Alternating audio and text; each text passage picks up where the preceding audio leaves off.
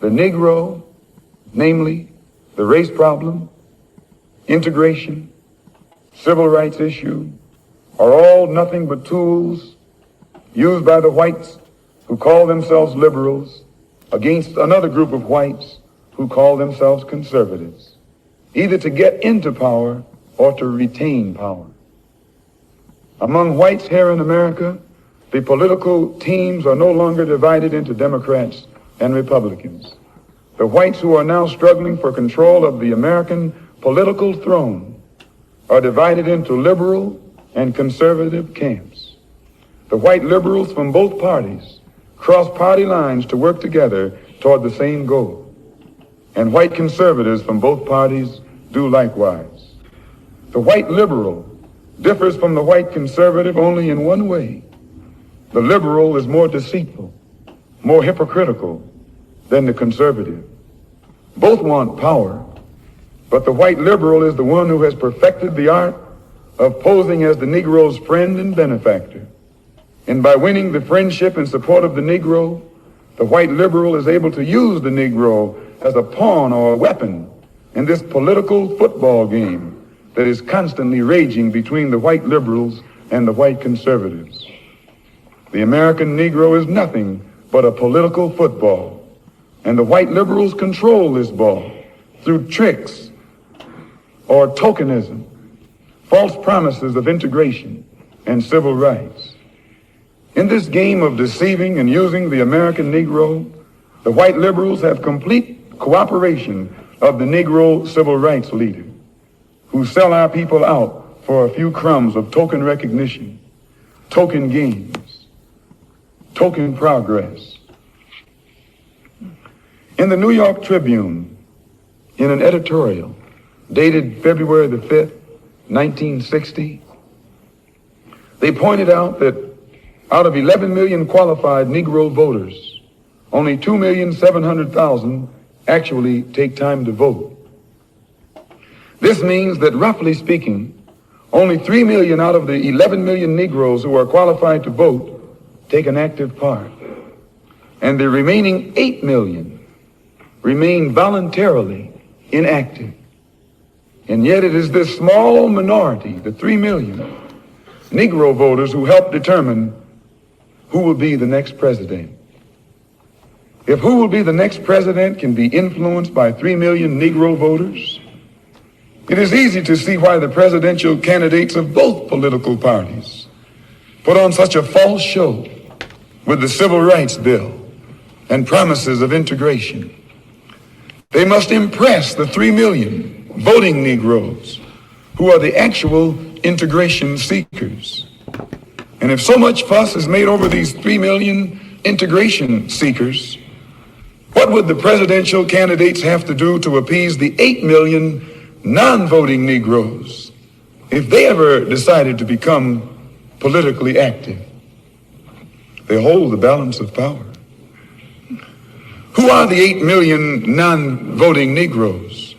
What do they want? And why don't they vote?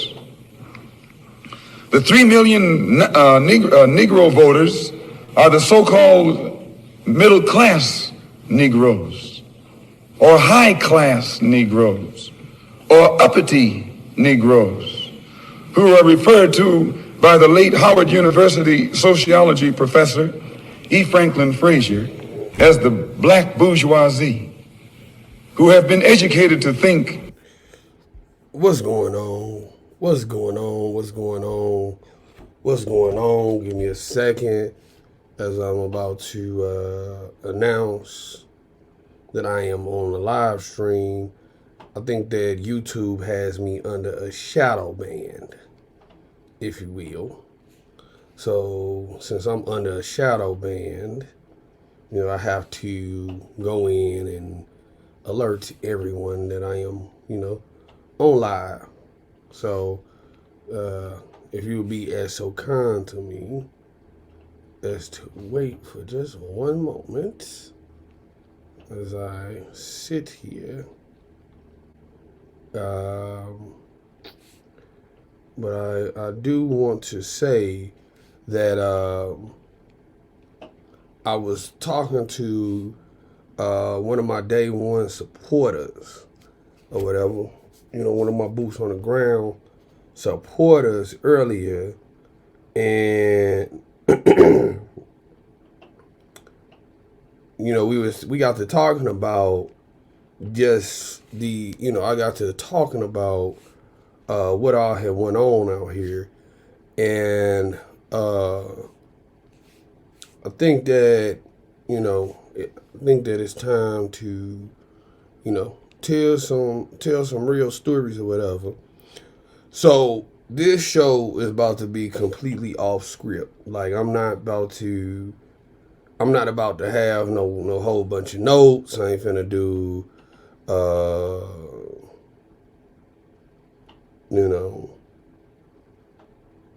I'm about to do all of the extra. I'm not about to do that. So anyway, so here we are. We got wolves in sheep clothing. A bunch of wolves in sheep clothing. A bunch of folks who befriend you for their own political purposes. And even though I said that I wasn't gonna go on script, I'm still gonna talk about it. What's going on, Lindsay? What's going on, Allison? Destiny. What's going on, Lindsay Whitney? Can y'all, those of y'all who are here with me, can y'all type the word diplomacy in the chat to let me know that y'all up in here with me? If y'all in here with me or whatever, type the word diplomacy in the chat, please.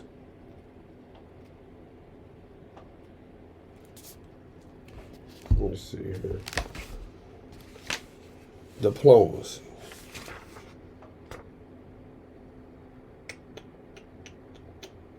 Okay. All right. 184. I want to talk to y'all today about diplomacy.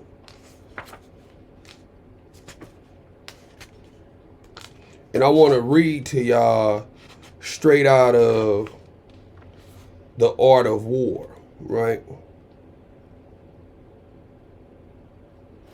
Okay.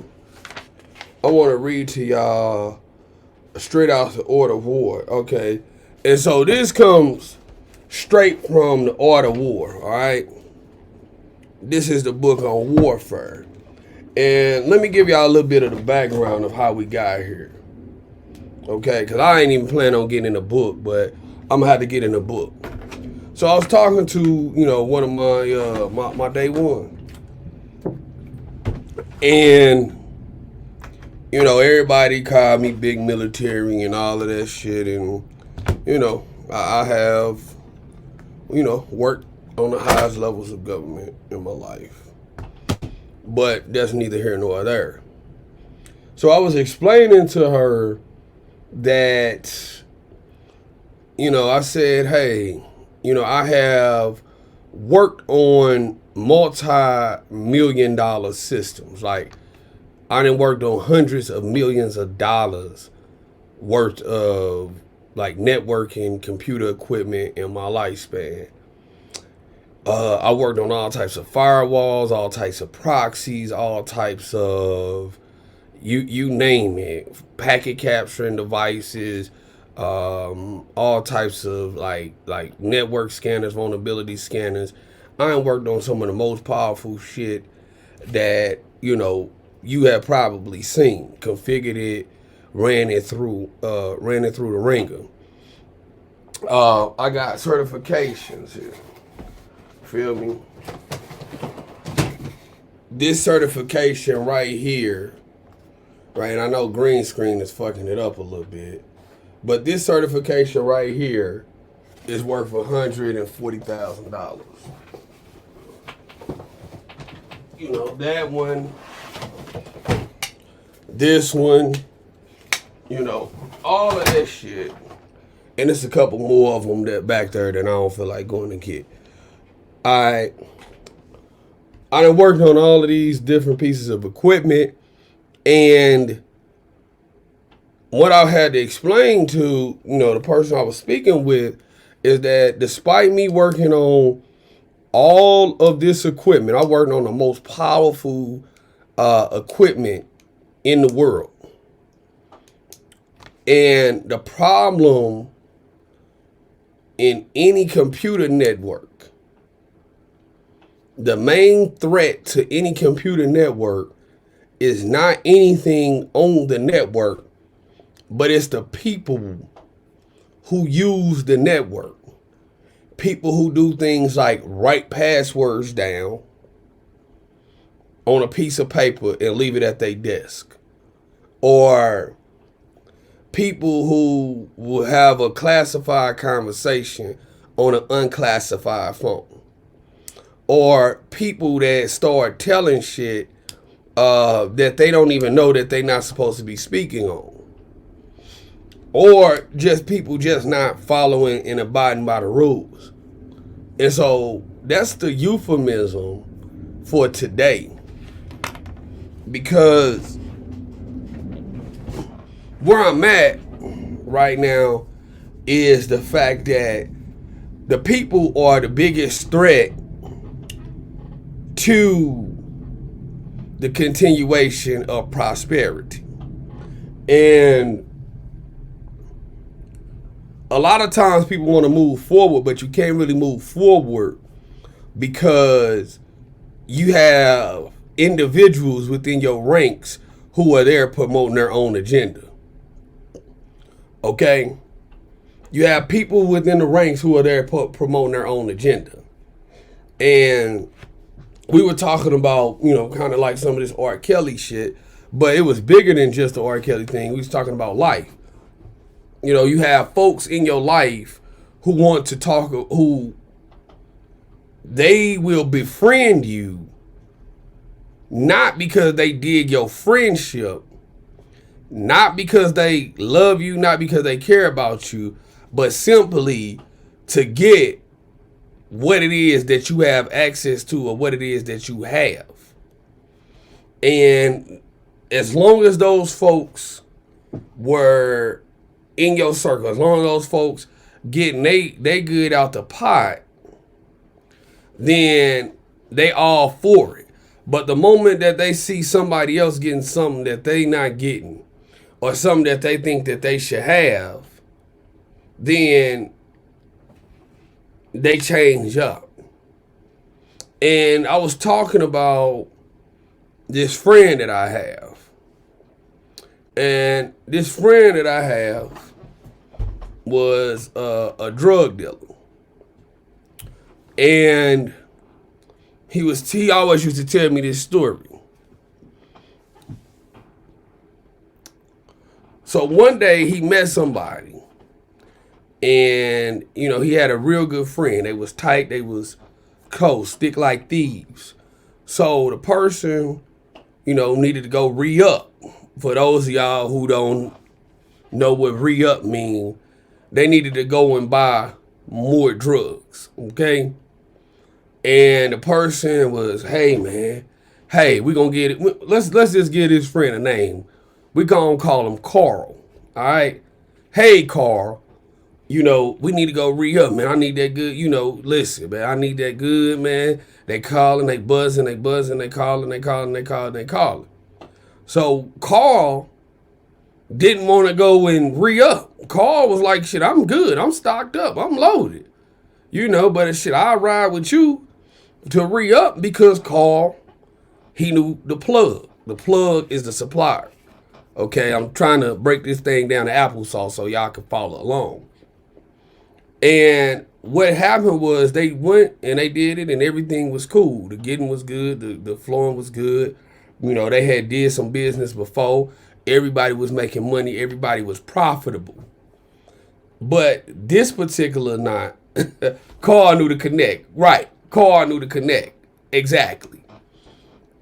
Matter of fact, the connect would only deal with Carl because it was Carl's connect. This other person, we gonna call her Sheila. Okay? Sheila didn't know the connect. She didn't know the plug. She didn't know anybody. As a matter of fact, Sheila was going through Carl because Carl was the access. Carl had the weight behind his name. Sheila in and of herself didn't have no pull. However, Carl being a good guy, he said, all right, you want to go do it? Fuck it, let's go. So they had to make a pilgrimage, so to say. They had to travel. And where they had to go and, re-up at, it was about 2 hours away. So they get out there, go and meet the connect. Everything is good. They come in, they stash, they money change hands, and everything is good. Now, Sheila got to stay in the car when Carl go and meet the plug. What's going on, Kiko? Sheila had to stay in the car when Carl went to go meet the plug. Carl come back with the bag. They hop in the car, gas up, head back to Take Me to the King. Right. They gas up, heading back home. When they heading back home, they ride down the main street, down the main road to get to the highway. And then they good. Because anybody who done ever, ran dope or ran drugs and shit before, you not worried about the interstate. You ain't worried about the highway. The highway ain't what get you caught up. It's the side streets that get you to the highway that get you caught up. You know what I'm saying? All my people who never lived that life, or y'all know somebody who done lived that life, or y'all know somebody who done been in that life, y'all know what I'm talking about. Those of y'all who don't know what I'm talking about, pretend like y'all know what I'm talking about. But anyway, they got on the highway and they ride. Remember, they got 2 hours to get back. So for the first 30 minutes, it's cool. And it ain't nothing like, doing some shit you ain't supposed to be doing that had you fully focused on everything that's going on. You feel me? And if you're not fully focused, that's somebody who's finna take their ass to jail. But the first 30 minutes go by, they cool. Cut on the radio, they cool. Second 30 minutes go by, everything is cool. Another 15 minutes go by, they good. They about a solid, 75 minutes into where they going. They only got 45 minutes left. Another half hour and shit go by, they about 15 minutes away from where they supposed to be. And at that hour 45 minute mark, all of a sudden, the county Browns, as they call them, or the birds, they flew the coop. All right, all my people who be really on that road, y'all know what that mean. For those of y'all who are lame, what that mean is the police got behind. You know what I'm saying? And you start seeing the lights flashing. Now, it was dark. This was the middle of the night. It was dark as hell. And what happened was the police was sitting in the cut. They just jumped out. Now, Sheila, remember that this is all Sheila's idea. This is all Sheila's plan. This is something that Sheila wanted to do. Carl was driving, but he was just simply there to offer name recognition and clout. But this is not Carl's doing. So when the police get behind them, Sheila panics. You see somebody pacing and shit like that in their mind, and some of y'all know what I'm talking about. Anyway, The police trail him for about a mile. Sheila starts telling Carl, hey man, I can't take the rap for this. This is all you. This all on you. You got to take the heat for this. I'm going to say it's on you. I'm going to say that it's, this your dope. I'm going to say that you going to have to take the rap for this. I ain't doing it. This all on you. And so Carl, yeah, she was sweating. Carl, he just sitting right there and he's like, fuck it. If that's what it's gonna be, that's what it's gonna be. Long story short, as Carl slowed down to move towards the shoulder of the road, he got over on the shoulder of the road. And as he pulled over to the shoulder of the road, his heart beating. Thump, thump, thump, thump, thump, thump, thump, thump, thump, thump, thump, thump. The police kept going straight when Carl pulled over. They wasn't even looking for them. They wasn't even looking for Carl and Sheila. They drove right past them. But at that moment, and this is, what Carl told me about the story, he said he knew he had to quit fucking with Sheila because at that moment, she had revealed herself. Everything was her doing. Everything was her idea. Everything, the whole day would not have came into being had she not influenced it. Carl didn't have any problems. Carl had went to go meet the plug, was meeting the plug regularly twice a week. 3-4 times if it got too busy. He had built up a relationship, so to say. He was leveraging his relationship, standing in the gap for somebody who was unqualified. And when that unqualified person got their chance, they showed just where their allegiance was. That person got their panties up in a bunch and got terrified when it was not necessary to be terrified because they were unfit. The crown was not up on their head. They was not chosen. They weren't chosen. And sometimes life shows you who not supposed to be in your circle. What happens is a lot of people try to fight the inevitable. And a lot of people try to hang on to people who don't mean them no good. Hang on to people for moral reasons because they say that you supposed to, or, I can't let them down, or this, that, and the other. But some people in your life for a reason and some people in your life for a season. You got to figure out what is what. Very few people gonna stay with you forever. Very few gonna stay with you forever.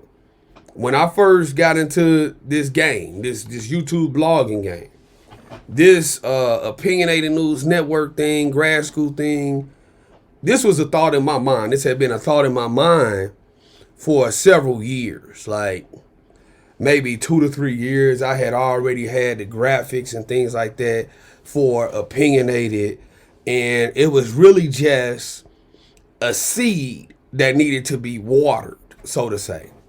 And so when my time came, my seed, it just got watered, right? It got watered. Once it watered, then it blossomed into what it was supposed to be. And some flowers is just going to be beautiful because that's genetically where they are. That's what their plantiological family is. It's beauty. It's greatness. Tupac wrote a poem. One of his greatest poems that he wrote was "The Rose That Grew Through Concrete," which was symbolic or idiom for saying that in the roughest places you find some of the most beautiful things. Or sometimes a situation don't seem like it's supposed to be, but it happens for a reason. Okay? Now, as I have gone on, I have basically gave y'all an idiom or whatever. And you have folks out here that are evil ass people. You have some ungrateful ass people, and then you have some simple people who are in it for the wrong reasons. But the title of this video is called "The Wolves in Sheep Clothing." Now, Sheila was a wolf. But I want to get into some other wolves that you might see. Now, again, we going off script or whatever. This ain't nothing. Because y'all know I come out in this bitch with a PowerPoint and break it down for forever. But I wanted to talk about diplomacy here today because this is something that's been on my heart for probably 2 to 3 months. And it's diplomacy. If y'all don't know what diplomacy is, let me get y'all a dictionary definition for diplomacy. Give me 1 second here.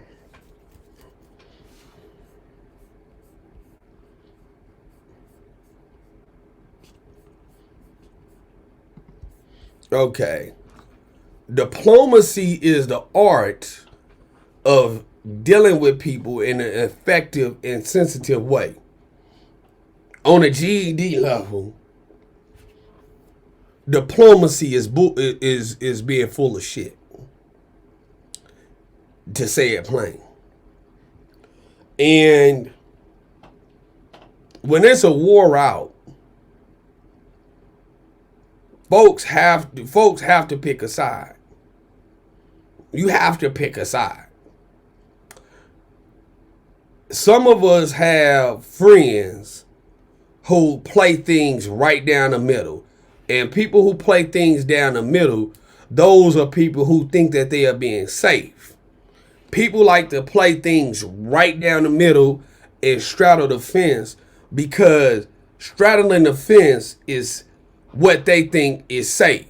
But the reality of it is that these are wolves in sheep clothing because these folks are going to go on whatever side is winning at the time, right? Whatever side appears to be winning, they're going to go over on that side. And with those people that do that type of stuff, they go over on the side and they say, oh, okay, they over there, they winning. Or they look like they got it going on. Some of y'all know them. Some of y'all know people who was Patriots fans until Tom Brady left. Some of y'all know people who were Golden State fans until this year. Some of y'all know people that was Miami Heat fans when LeBron was there. We all know people that hop on the bandwagon and they gonna hop on the gravy train once the gravy train is rolling. What y'all have always heard me say over at Opinionated News Network is, I don't give a fuck how many people in the room, we just gonna keep this thing rolling. Because the thing that I was dealing with the laws of attraction. Meaning that most folks organically are followers. Most people instinctively are followers.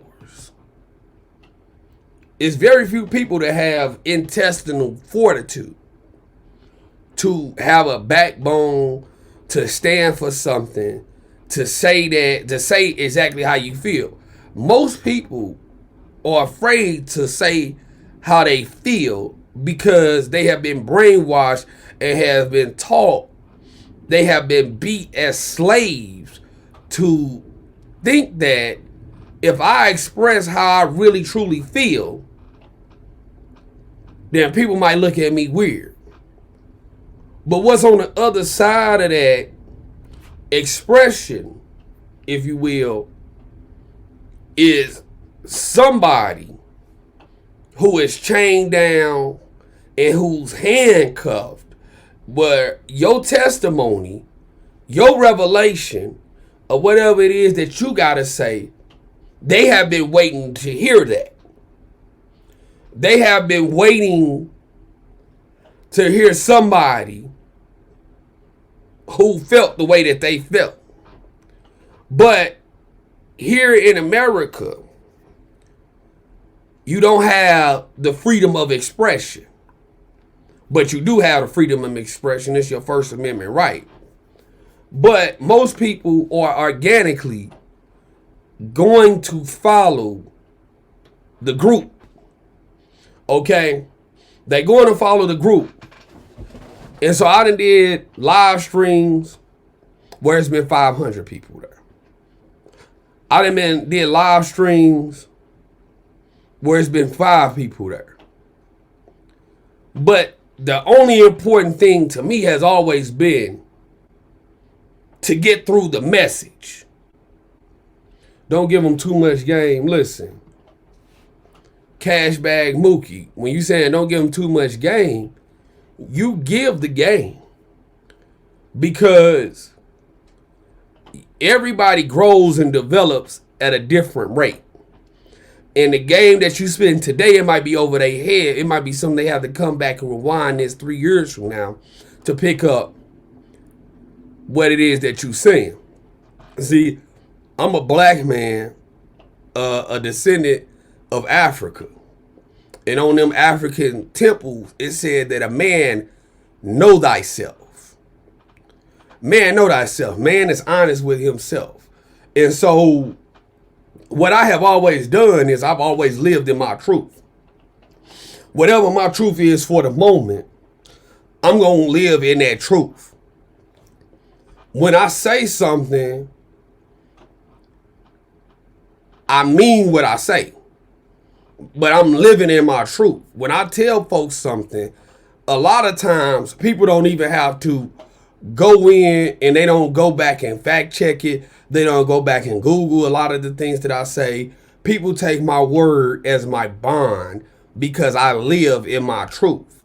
And when I'm feeling it, I'm going to say how I feel. But when I'm no longer feeling it, then I'm no longer feeling it. But what we have is we have people that's afraid to express themselves. And you think that you have to be one way. You think that you have to live one way. You think that you have to eat one thing, that you have to drive one thing, that you have to speak one way. Some of us know people, ladies, some of y'all got friends, some of y'all got homegirls, some of y'all got cousins and stuff like that, where when one of the homegirls got pregnant, everybody started getting pregnant one by one by one by one. Because it was a monkey see, monkey do type of thing. All of us know people who are from a certain area in our city. And all of the girls over there, they all wear their hair the same way. They all get their nails done the same way. They all wear their lipstick the same way. All wear their makeup the same way. But if you're doing everything the same as what everybody else is doing, then that don't make you unique at all. But a lot of people like to hide behind the diplomacy of the group because it's dangerous to be an individual. It's dangerous to be the one out here saying, I don't agree. Martin Luther King was an individual who found his identity in his solemnness, meaning by himself. He didn't need Jesse Jackson to be on board. He didn't need Ralph Abernathy. He didn't need Malcolm. He didn't need Garvey. He didn't need all of these people because he was willing to pay the ultimate price, the ultimate sacrifice. But what happens is you have folks who want position, they want the position. The car guy that I was talking about at the beginning of this story, he was there. He was in the authority seat. He was running dope and he was selling dope with the plug. The plug knew him on a first name basis. They had built a relationship. Carl had paid the price to be in that predicament. But what happens is you get folks who have not yet paid the price, but they want the fruits that come along with the journey. See, what happens is the journey is more important than the destination. Because it was the journey that built the character. It was the journey that taught you what to do. It was the journey that prepared you to wear the right clothes at the right time for inclement weather.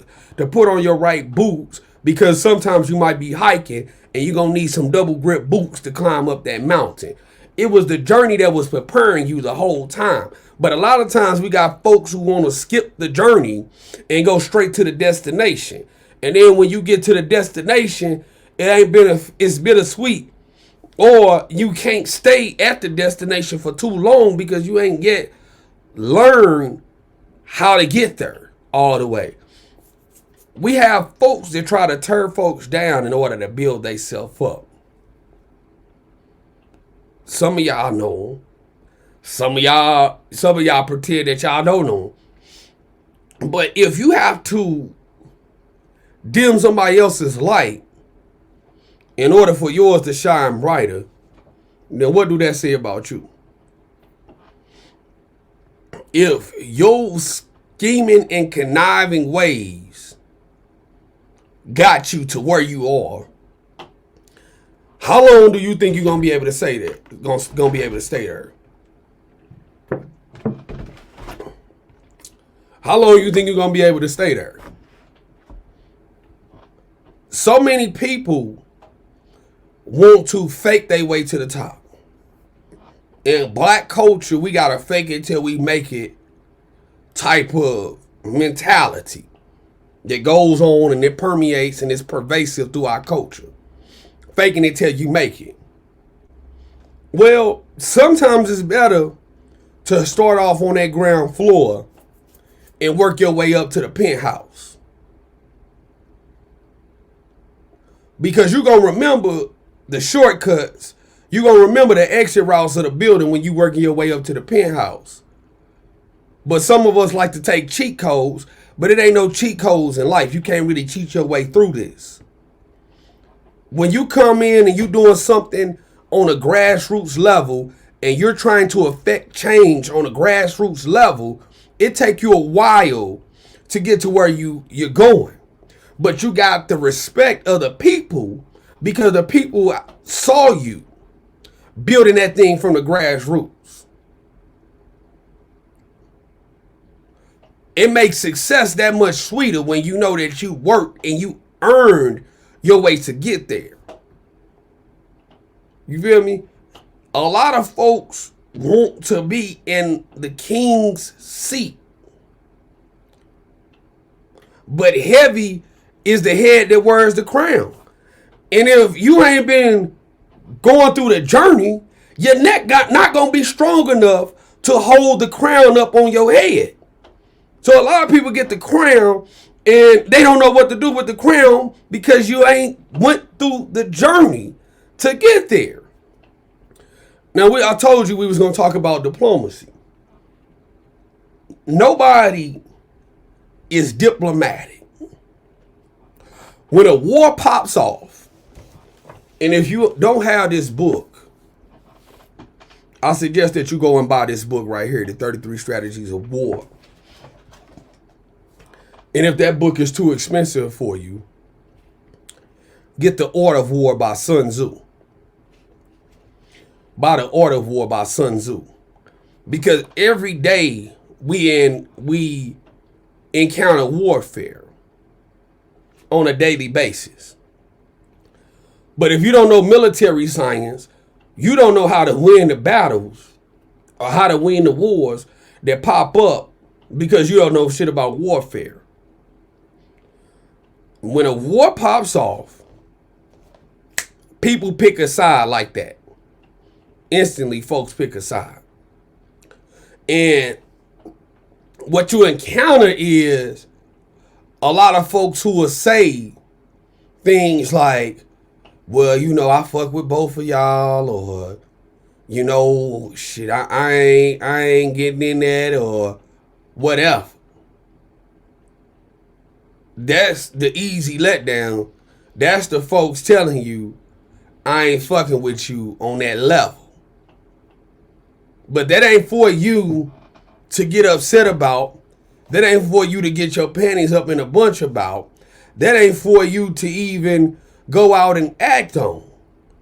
Because sometimes when you're dealing with a diplomatic person, you have to be diplomatic as well. Meaning that the same way that that person is being diplomatic, you sit back and you say, oh, okay. Okay, diplomacy is the name of the game. Okay, well, let me be diplomatic too. And you start employing your own strategy of diplomacy with those people. Because again, those people are setting you up for the easy letdown. A person who don't let you know where they at is somebody that's telling you everything that you need to know. If you are dealing with a situation in life, I'm gonna give y'all rules of the game that I had to learn in order to survive out here. You feel me? Because I've really been out in the field for years. You know, and I don't have to qualify myself, but I'll tell y'all, honestly, I have been out in the field with the wolves for years. When you're talking to somebody and you ask somebody a question, most questions are very simple. Most questions require a yes or a no. Anybody that can't answer your question in less than 5 seconds, they bullshitting you. If somebody asks you a question and the answer ain't yes, it's no. The answer is no. They could go through the song and dance to get to no, but the answer is no. Real quick. You ever ask somebody a question and they pretend that they didn't hear you? Oh, okay, cool. That person is showing you where they are. Have you ever been dealing with somebody and they say, yeah, you my mans, but that's the slow setup for the easy letdown. They setting you up to let you down. You don't hit your fortunes to that wagon. Okay? When you see that somebody is using you, you need to evacuate quickly. Okay? Because anything that happens after you recognize that, the fault is up on you. Okay? If you're dealing with folks and folks can't give you a straight answer, those folks are running game on you. When you ask Doug Anton, where's the defense fund money? How much is in the defense fund money? He can't give you a straight answer that's telling you everything that you need to know right there. If you are dealing with folks and simple things become complicated, Simple things are complicated. Those folks are bullshitting you and they running game on you. Period. Folks are bullshitting you and they running game on you. If you find yourself helping somebody and you're doing more for them than what they are doing for themselves, that's a wolf in sheep's clothing. That person was put in place to finesse you into working against your best interest in order to serve theirs. And a bunch of people will put batteries in your back and aid you in destroying yourself. You have to be honest with yourself and look in the mirror and ask yourself and say, self, who am I? If you ain't been honest enough with yourself to ask yourself who you are, then how will you ever know who you're not? Because it's easy to get a bunch of folks on your bandwagon to say, Marlena, yeah, you right, you the truth. Yeah, shit. You the best. You the bomb.com. Yeah, Courtney, shit, man, you amazing. You magnificent. You everything great. And a lot of the folks who talk to you like that are those fence straddlers. And these are the folks that'll be with you while you on the top. And when you start descending or start declining, them folks, they'll stick around with you for a while. You feel me? Because, you know, once you start to drop, you start off dropping real slow. When somebody fall, they fall real slow. But once you get out there and you start free falling, the fall to the bottom is rather quick. It happens in a blink of an eye. So a lot of folks will roll with you to the edge of that cliff, but they ain't getting ready to take that dive with you. But that journey that I'm talking about, the journey that I mentioned that built characters, that built your character. When you go on that journey, that's a journey of self-reflection. That's a journey of atonement, a journey of revelation. You know, you should be revealing something to yourself while you're on your journey. You're supposed to go somewhere, do something. If you don't know who you are, go out to the woods by yourself and sit out in the woods by yourself for an hour and see if the universe don't start speaking to you. If you find yourself out of answers, if you say that I'm too far gone, I'm too far up there, go out in the wilderness. Go out in the wilderness.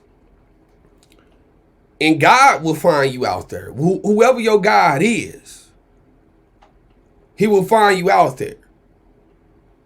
When you go to the Bible start off with Adam and Eve in Genesis, God creating everything. Then we move on to Exodus.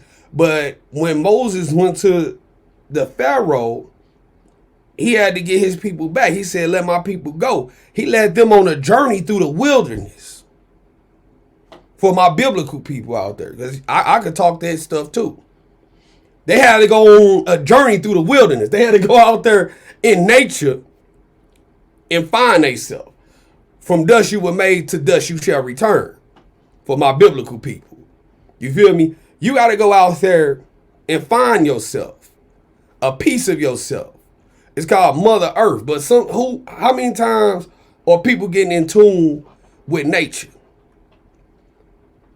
Y'all know that the Sphinx over in Egypt sat next to the great pyramids. The pyramid of Khufu, the pyramid of Doja, and the other pyramid of I want to say Meneses. Those all sit right there. But next to those pyramids on the Giza Plateau, there sits a Sphinx. And the Sphinx is a man's head on a lion's body. And that represented a man rising above their animal nature. How many of us have risen above our animal nature? Because I started talking about energy. Not this Sunday, but the Sunday before last, I started talking about energy. And we started talking about your root chakra that's right here in the middle of, right here at the root of your back, right next to your asshole, your anus. But then your second chakra, your second energy system, your second energy center, okay, is right here in your lower back. And that's a low vibration. That's a very primal energy center. Meaning that a lot of folks are in survival mode. They are in their animal nature. And the animal nature was built a long time ago in order for you to survive. But we are out of slavery. We out of damnation. We out of all of these things. Why are we still in our animal nature? We in our animal nature because the man has not risen above their animal nature yet. And when you dealing with diplomacy, you still dealing with people who are playing survival games. The reason why come you can see me do a live stream. When this live stream first started, we had 5 people here. The reason why you will see me keep on talking is because I'm a change agent. I'm here to affect change. And people think that you need everybody to be with you in order to affect change. And you don't. You need a few people that are moving like-minded. Because the masses are going to follow whoever is rolling. Whoever got the energy of the moment, the masses is going to follow that. But it takes 3 to 4 like-minded people in order to affect a change. Even when you want to go into the Bible say that where few are gathered in my name, surely I shall be. Don't ask me the scripture because it's up in there. But where few are gathered in my name, surely I should be. So are we going to gather in the name of getting the work done? Or are we going to gather in the name of moving the pendulum forward? Or are we going to gather in the name of greatness? Or are we going to gather in the name of togetherness? Or are we going to gather in the name of building a think tank? Or are we going to gather in the name of coming up with a lobbyist group? We have to gather, a few of us have to gather in the name of forward progression. But our biggest impediment is that people see the finish line and they ain't even focused on the race. They mind ain't even in the race because they looking at the finish line. And when you take your mind off of what you are doing right now and you start trying to reach out and taste victory before you didn't even got there, that's the beginning of your problems. If we running a baton race and I'm not focused on keeping my arms in check and making sure my stride is right, I'm just looking at the finish line, but I'm not focused on my mechanics. I might trip and stumble and lose the race because I'm not in the here and now. You have to be focused on the here and now. What happens is you get people who they want to skip steps.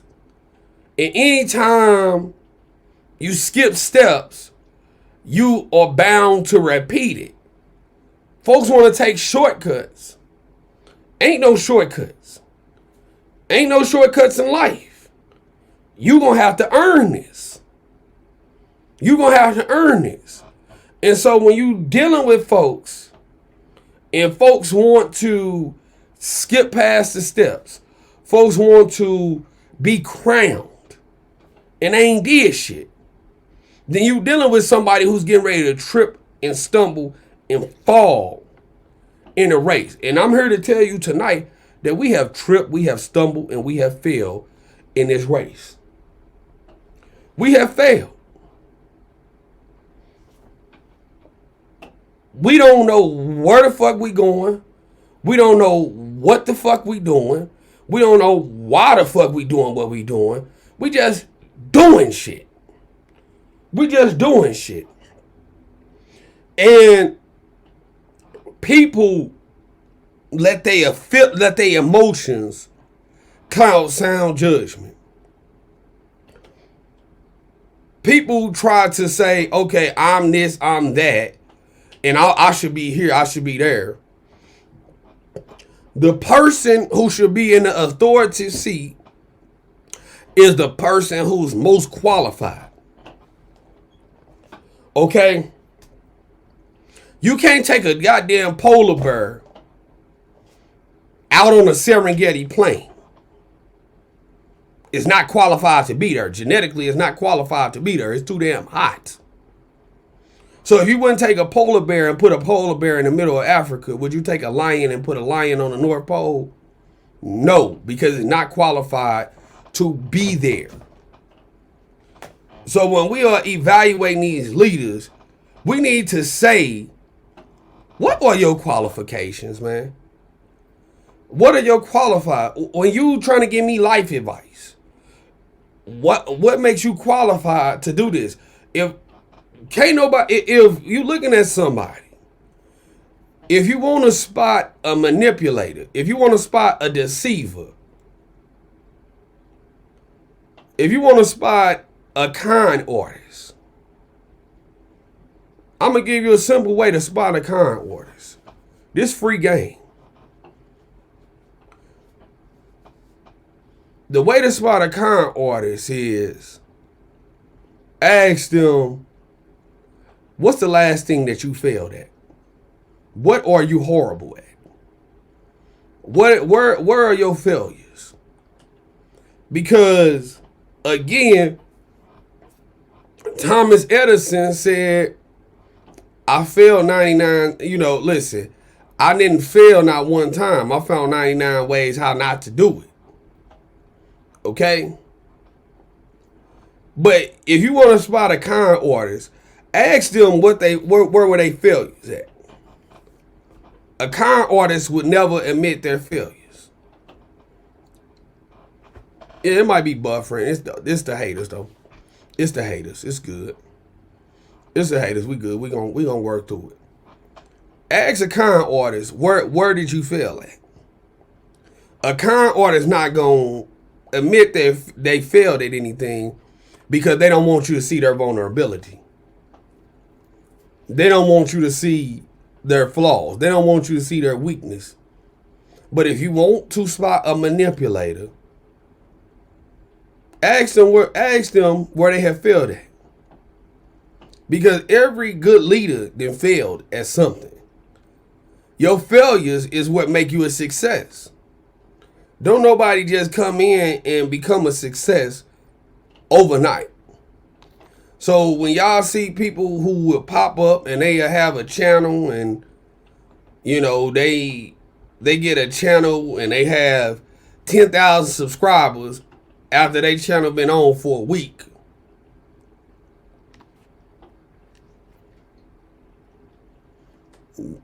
Success don't come overnight. If you ain't seen that person's journey, don't believe them. If you ain't seen that person's journey, don't believe him.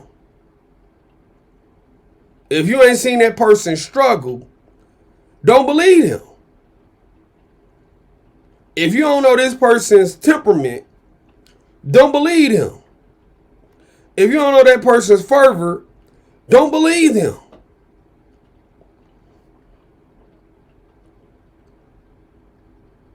People who are con artists appear to have everything under control. Okay? They appear to have everything under control. That's how you know when you're dealing with a fucking con artist. If everything is under control, yeah, you dealing with a damn con artist. A lot of people go to church and they pastor appears to be a godly man. He appears to have everything under control. And then now you find out that he been sleeping around at the church. Con artist. A lot of people want the resemblance of change. A lot of people want the resemblance of prosperity. A lot of people want symbols of a thing instead of the actual merits of the thing. They say that we don't, as black folks, we don't have no culture. But we do have a culture. Our culture is hip-hop culture, and hip-hop culture is the culture of fronting. Most music artists that you see are broke. But when you look at the music videos, they appear to have everything under control. They appear to know everything. They appear to have the resemblance of a bunch of things that they don't have. The last one was Megan Thee Stallion. Megan Thee Stallion rap about how good her pussy is. She got wop, wop, wop, wet ass pussy. And she got all the game and all the finessing for whatever man she deal with. And then when they rolled out her record contract, they found out that the number one finesser was getting finessed. These are people who have a psychosis. So you have to be very, very, very conscious on what you let into your spirit. Okay? I don't sit up and let people lie to me. When you sit there and you allow people to lie to you, you are playing a contributing part into these negative feelings that you're going to feel in a few months when that situation don't work out. Okay? When you sit up and let folks lie to you, you are playing a key role in, I'm sorry. Let me say this a different way. When you let folks lie to you, what you are doing is you are delaying your hurt. You're delaying your resentment. You're delaying your pain. Well, I'm broke. I ain't frontin', let me hold some. Listen, you are delaying your pain. Okay? The truth hurt. But the truth is like surgery. That shit is necessary for healing. Okay? It's necessary for healing. Period. And a lot of people, I'm going to tell y'all something. And I'm going to bring this to a close real quick. The reason why a lot of people don't want the truth, the reason why a lot of people don't want to face the truth is because the truth is a responsibility. Okay? The truth is a responsibility. When you know the truth, knowing the truth brings a change in your actions. It brings a change in your posture. It brings a change in your ways when you know the truth. Because you can lie to everybody else, but you can't lie to yourself. A lot of people don't want to know the truth because they don't want to change. When you're dealing with somebody that's dealing in truth, the truth it connects you to you on a soul level. It connects to you on a soul level. Okay? With me, I do live streams all the time, and it'll be fucking 4 people who are active in the chat, but it'll be 60, 70 people watching it. Those people that are watching it from the bushes, they connecting to what you saying on that soul level. That truth is connecting on a soul level. There's plenty of people who don't like me but fuck with me because they know that they gonna get the truth. When you are dealing with somebody and you are unsure as to where they stand, that person cannot be telling you the truth. Okay, and so to bring it back to the diplomacy here is, in warfare, there is no diplomacy. In warfare, it ain't no straddling the fence. In warfare, man, anybody who is unclaimed and you don't know where they standing at, they telling you exactly where they standing. Okay? They telling you exactly where you standing. All right? And anybody who will sit up in here and continue lying to you is somebody that's setting you up. If it's a bomb in the next room, I'm not going to let you find out by yourself. I'm going to tell you that it's a bomb in the next room. Okay? When you are out here in the YouTube streets and you have folks who are cold as hell at snitching, but when you look at their life, you don't see that effort manifested anywhere else. That's somebody who you got to separate from. And you need to run and control your life and operate your life like you are a Fortune 500 company. Okay? Accountability. You need to do some accounting in your life. What you need to account for in your life is say, I have invested my time, I have invested my energy in this person. Where's the payoff? If you are working for a corporation or a Fortune 500 business and you invest so many resources towards something and it's no payoff there is no ROI. For the people who don't know what that means, there's no return on investment. That's a expense that you're going to have to drop off. You're going to have to discontinue that expense. Okay? So ask yourself, for everything I have invested in this person, what has been the payoff from that? Next thing is when a corporation lets you go, you give them a severance package. They give you a severance package if it's a nice company. They say, hey, we giving you this to go and get the fuck up out of here. You know? And so I have had people in my personal life who have stolen from me thousands of dollars. I have people who have stolen vehicles, people who have friends who have broke into my shit, stole my shit, people who you've been kicking it with the whole day, they ran off with your shit, people who you done put money into and you help them out. And these folks forget about it. And you give them, remember that diplomacy that I was talking about. You give them that diplomacy right back at that time. Okay? Because when folks do something to you and you know that they are guilty of it, you give them that severance package.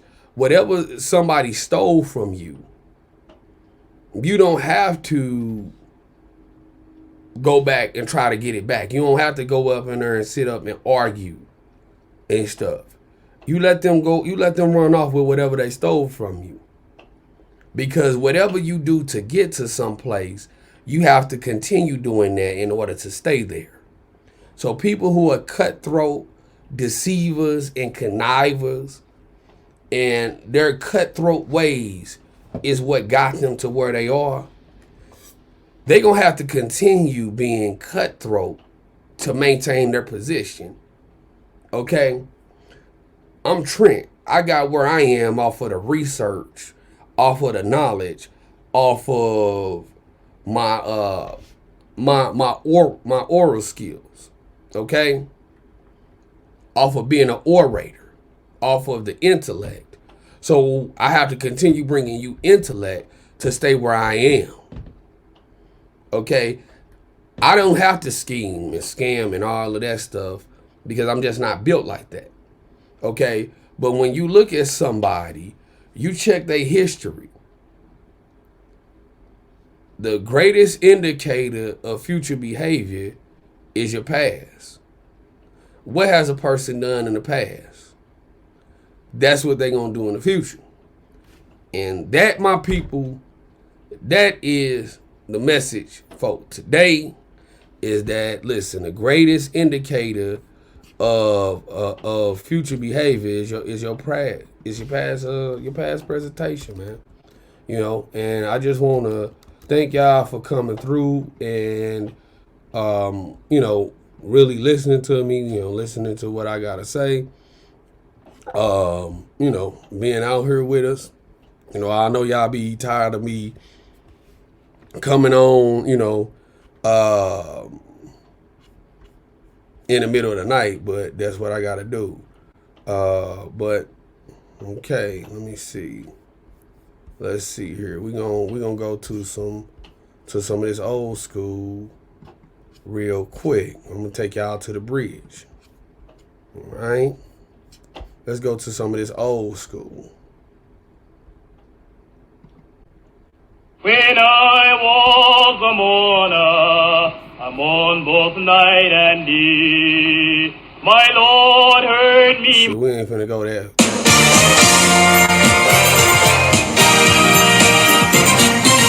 I sing because I'm happy. I sing because I'm free. It's how you don't understand, and I know he watches me. I sing because I'm happy. I sing because I'm free.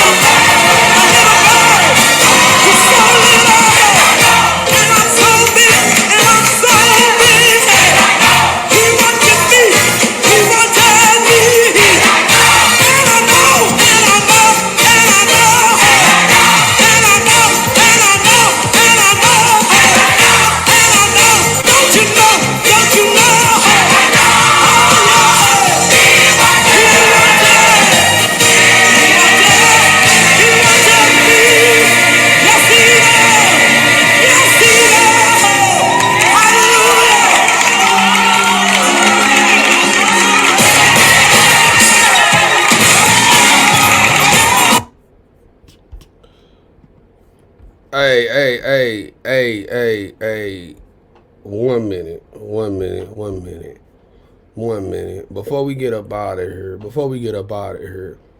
let me go ahead and let me break this word down to y'all, because I know some people, they done tuned off or whatever, but let me go ahead and break y'all off with this word real quick, these words, because some of y'all may not have been raised the way I was raised, but where I'm from, on Wednesday, we did Bible study. You know what I mean? We did Bible study on Wednesday. All right, so I got to get y'all some of these scriptures. I'm flowing from the survival scrolls. So I want y'all to turn to Matthew 7:15 in the New International Version of the Bible. It say, watch out. This is talking about fruit of a fruit in this tree.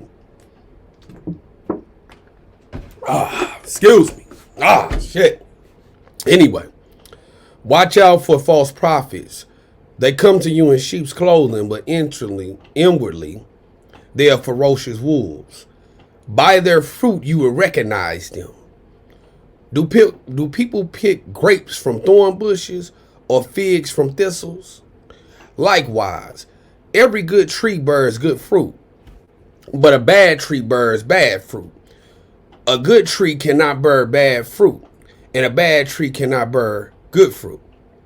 Every tree that does not bear good fruit is cut down and thrown into the fire. Thus, by the fruit you will recognize them.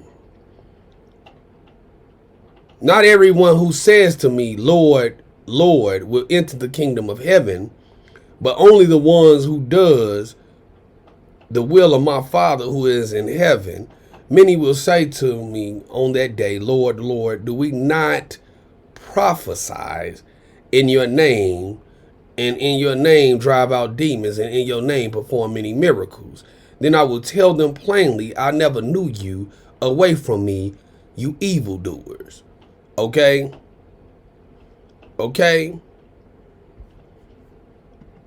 Away from me, you evildoers. Let me go on, because let me, we want to talk about this house that was on the rock. Therefore, anyone who hears these words of mine and puts them into practice is like a wise man who built his house on the rock. The rain came down, the streams rose, the winds blew and beat against the house, yet it did not fall because it had its foundation on the rock. But everyone who hears these words of mine and does not put them into practice is like a foolish man who has built his house on sand. The rain came down, the streets rose, the wind blew and beat against that house, and it fell in a great crash. Okay? So, I have read for you Matthew 7, chapter 7, verses 15 through 27. All right? Matthew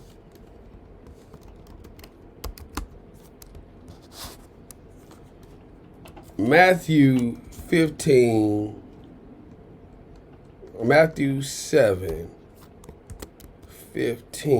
through 27.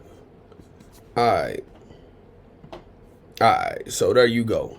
All right.